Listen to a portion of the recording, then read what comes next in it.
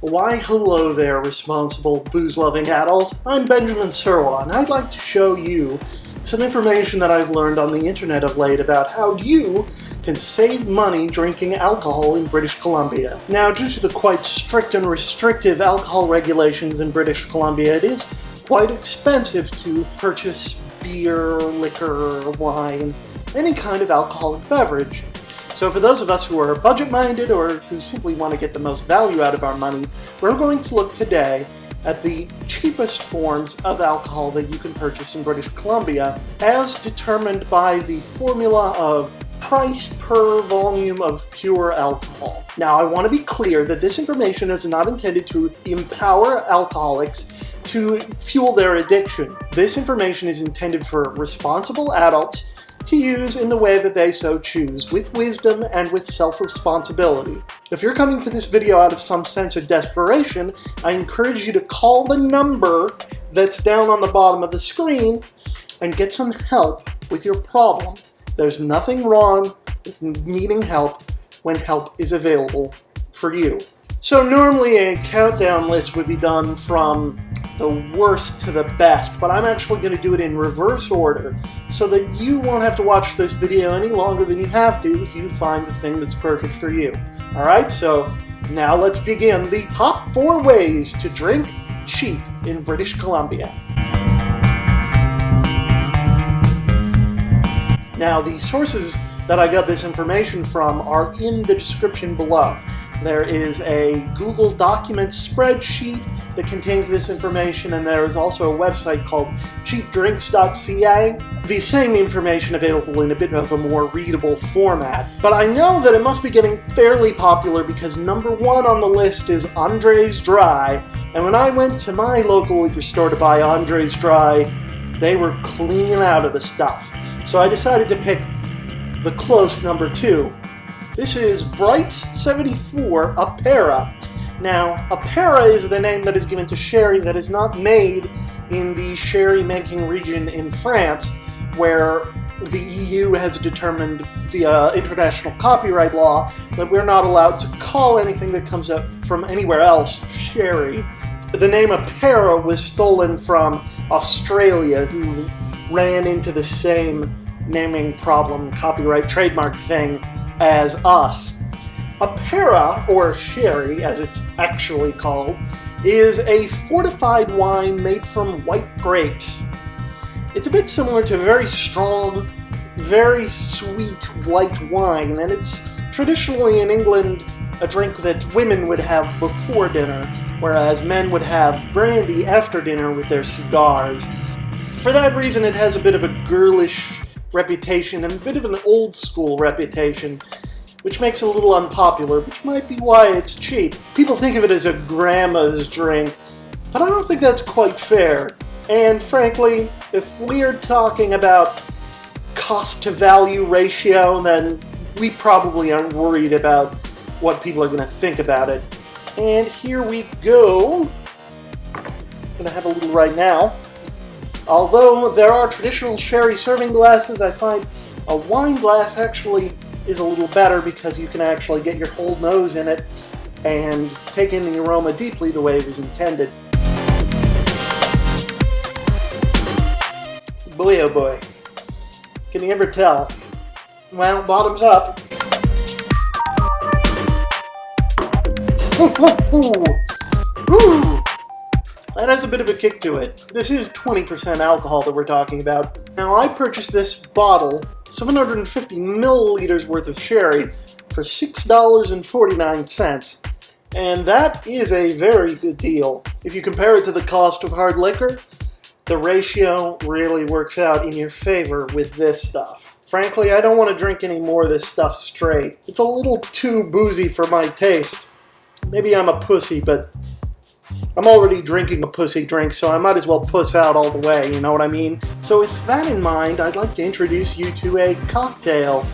Specifically, it's called a rebujito, and it's quite good. So we're just gonna fill our glass with some ice.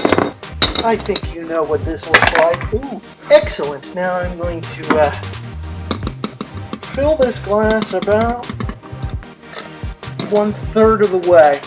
Find that to be a good ratio. If you divide 20% by 3, you'll get about 6.6666666%, and that will provide you with an alcohol percentage of the final drink that's close to something like hard cider. Now, you can use regular Sprite for this, but I prefer to use Sprite Zero because sherry is quite sweet on its own, and using a sugar-free drink to mix with will actually cut down on the amount of overall sugar, which I find makes for a more refreshing drink in the end. Pour as one normally would.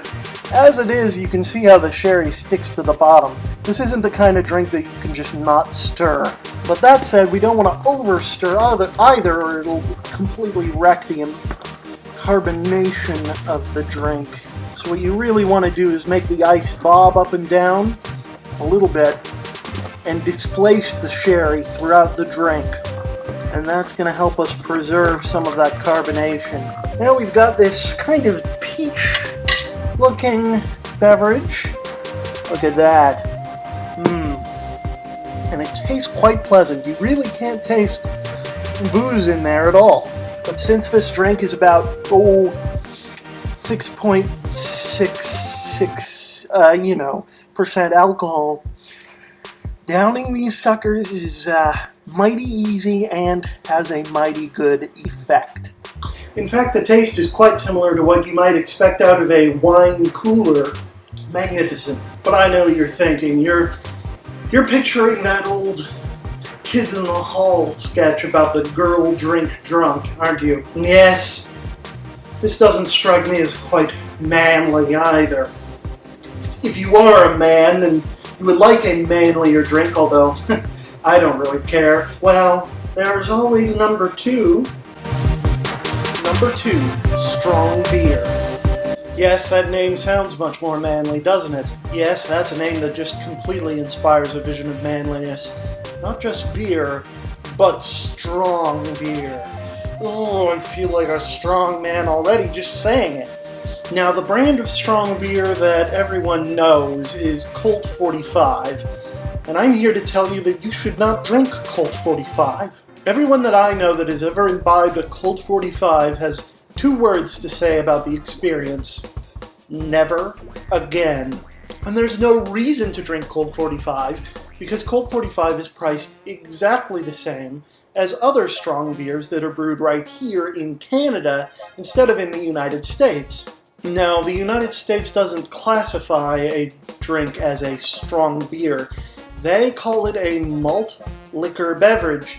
And while I have no evidence to back this up, I kind of feel like the difference between an American malt liquor beverage and a Canadian strong beer is the difference that makes Colt 45 disgusting and Canadian strong beers non-disgusting.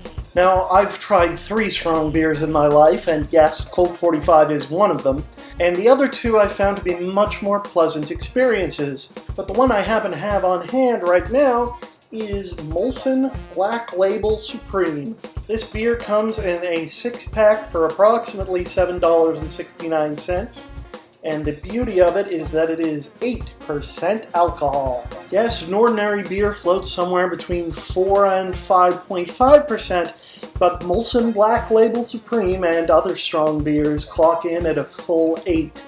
That means you're getting quite a lot of value for a beer that is budget price.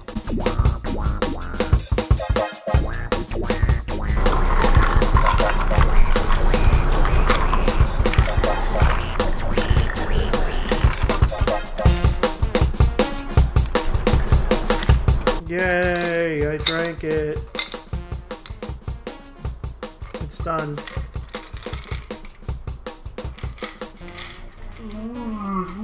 Now, from the name, you might think that Molson Black Supreme is a kind of dark beer, like a Guinness kind of thing, but it's actually just a pale lager.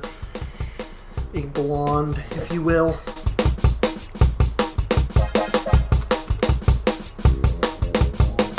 As you can see, it's the same color as Molson Canadian. And yes, it's the same Molson, and yes, it's an American company, which makes those Canadian commercials very funny.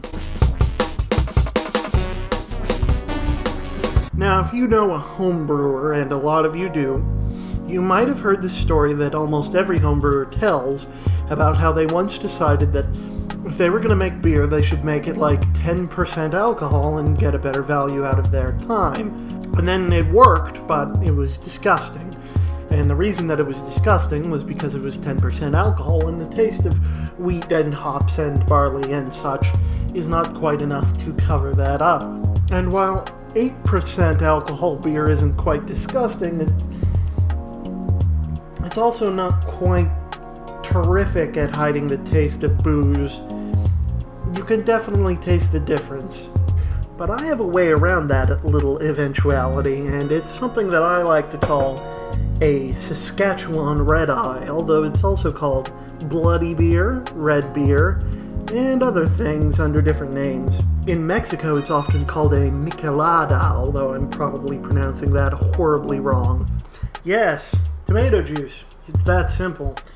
Now, I know some of you might be disgusted by this, and I know that because the first time I heard about it, I was disgusted by it too, but then I tried it. You don't need too much. A little bit goes a long way. As you can see, a little splash of tomato juice has colored the entire drink, and it has a quality similar to that of a vodka Cider, but I like to think that it tastes like liquid spaghetti and tomato sauce.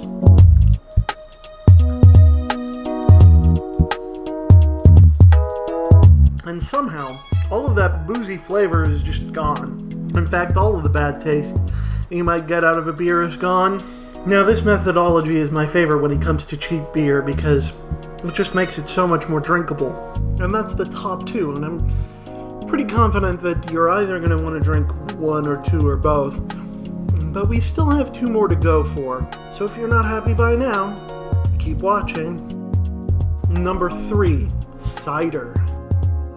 Now, I don't have an example bottle of cider for you, so I'm just going to describe what you should be looking for. You are looking for a 2-liter bottle of cider, either Okanagan Premium Extra or Growers. Now, normal Okanagan Premium is only a 5% cider, whereas Okanagan Premium Extra and Growers are 7% ciders, so do not buy ordinary Okanagan Premium unless you want to screw yourself out of 2% of alcohol. Now, the reason that I don't have an example bottle of cider for you is because I don't like to drink cider because it is incredibly sugary.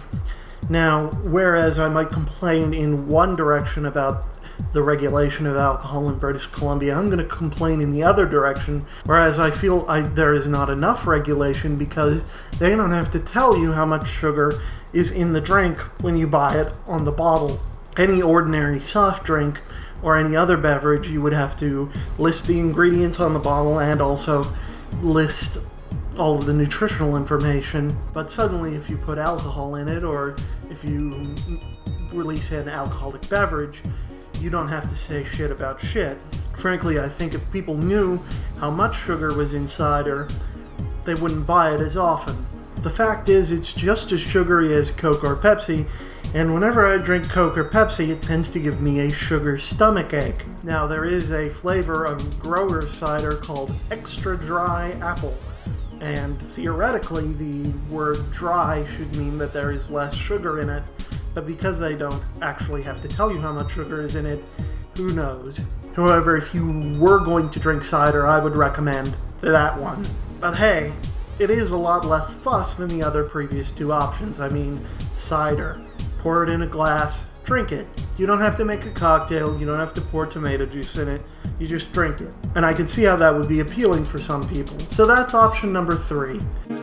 Number 4, red wine in volume.